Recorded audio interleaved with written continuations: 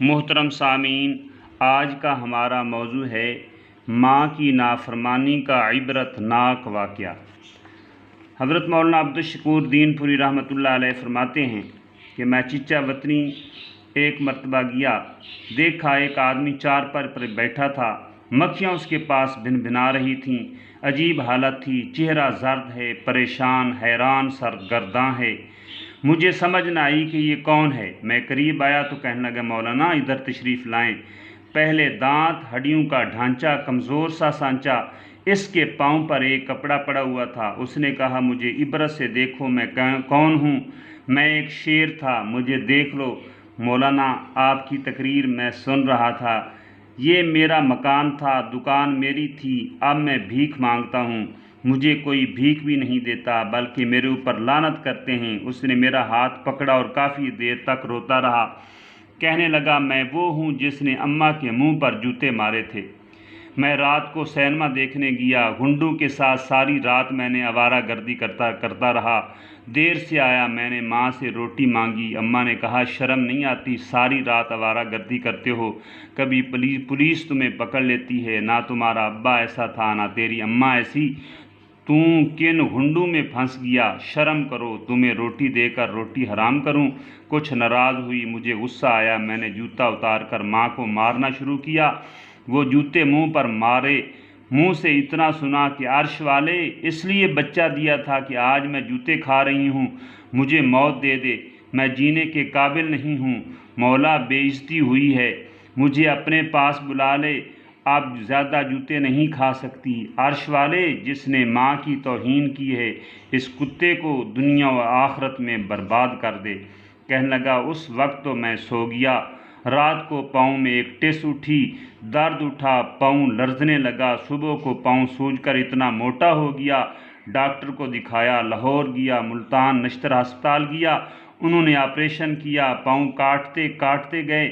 اس نے اپنے پاؤں سے کپڑا اٹھایا، پیپ بہہ رہی تھی، کہنے لگا، یہ زخم نہیں، یہ اماں کی بد دعا ہے، خدا کا قہر ہے۔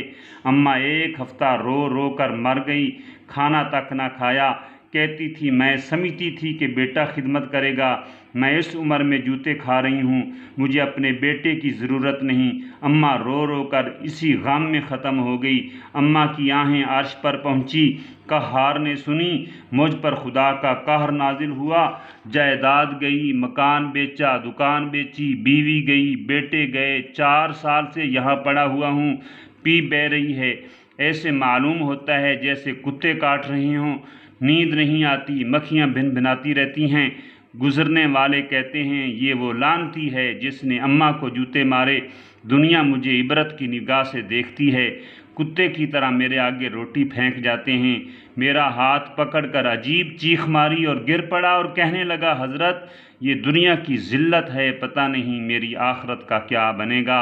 اتنا کہا، پھر روتا رہا، پھر اس نے آنکھ نہ کھولی، کہنے لگا، مولانا، مجھ سے روٹھا ہوا رب راضی کرا دو۔ معلوم ہوتا ہے جس سے ماں ناراض ہے، خدا بھی اس کے لیے قہار بن جاتا ہے۔ میں اجڑ گیا ہوں، بیٹے آتے ہیں، بلاتا ہوں، بیٹے مجھے ابا نہیں کہتے، میری دنیا برباد ہو گئی، اندھیرا چھا گیا ہے، دنیا کی لعنت برس رہی ہے، اماں کے ایک ایک لفظ نے خدا کے قہر سے مجھے برباد کر دیا۔ خدا کی قسم، میں نے آنکھوں سے یہ دیکھا ہے، اللہ ہمیں ماں باپ کی بد دعاؤں سے بچائے۔ ضلع ملتان کے ایک گاؤں میں ماں بیٹے کا اکثر بیوی کی وجہ سے گھر میں جھگڑا رہتا تھا۔ ایک دن بیٹا اپنے کام سے شام کے وقت 4:15 بجے جب گھر آیا تو اس کی بیوی نے اپنی ساس کے متعلق شکایت کی کہ آج پھر مجھے آپ کی والدہ نے ناجائز تنگ کیا ہے اور برا بھلا کہا ہے۔ خامد نے روز روز کی اس لڑائی کی خط کو ختم کرنے کے لیے اپنی بیوی کی بات سننے کے بعد گھر میں جلتے ہوئے چولہے سے جلتی ہوئی لکڑی نکال کر اپنی ماں کو اس جلتی ہوئی لکڑی سے مارنا شروع کیا۔ شام 4:30 بجے سے 5 بجے تک بیٹا اپنی ماں کو اس جلتی ہوئی لکڑی سے مارتا رہا۔ والدہ مار کھاتی رہی اور یہ بد دعا دیتی رہی کہ خدا تجھے بھی ایسی ہی جلتی لکڑی کا عذاب دے۔ اور تو بھی ایسے ہی تڑپے جس طرح تو نے مجھے تڑپایا۔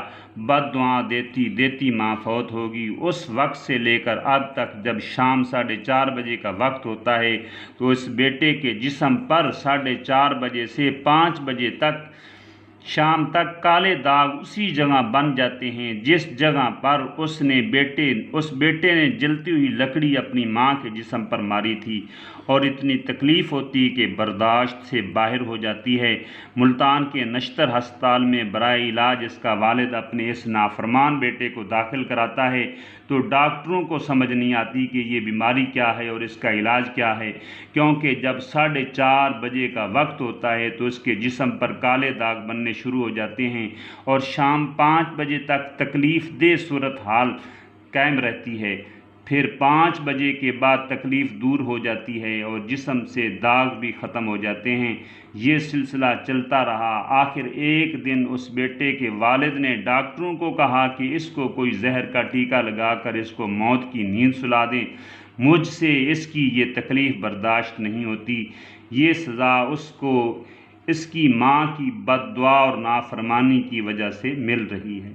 اور اسی طرح ایک اور واقعہ ہے کہ ایک بوڑھے تھے، ایک دن گرے تو ان کی ٹانگ ٹوٹ گئی۔ فرمانے لگے آج 70 سال کے بعد ماں کی بد دعا اپنا کام کر گئی۔ فرمانے لگے بچپن میں چڑیاں پکڑتا تھا، ماں نے مجھے منع کیا تھا اور میں رکتا نہیں تھا، تو ماں نے مجھے ایک دن کہا اللہ کرے تو گرے اور تیری ٹانگ ٹوٹ جائے، اور وہ بات آئی گئی ہو گئی۔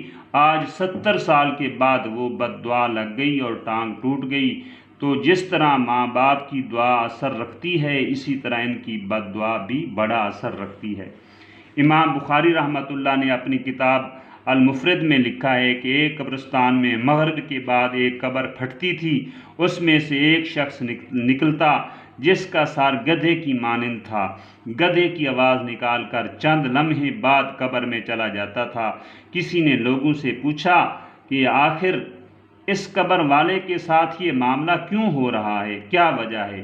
بتانے والے نے بتایا کہ یہ آدمی شراب پیتا تھا، جب اس کی ماں اسے ڈانٹتی تو کہتا تھا کیوں گدھے کی طرح چلاتی ہے۔ ماں کا ادب بہت ضروری ہے۔ حدیث میں ہے کہ ماں کے پیروں کے نیچے جنت ہے اور باپ جنت کا دروازہ ہے، اس لیے چاہیے کہ ماں باپ کی بد دعا سے بچا جائے، کیونکہ چلتی ہے اثر رکھتی ہے، پر نہیں طاقت پرواز مگر رکھتی ہے۔ وما علینا الا البلاغ المبین۔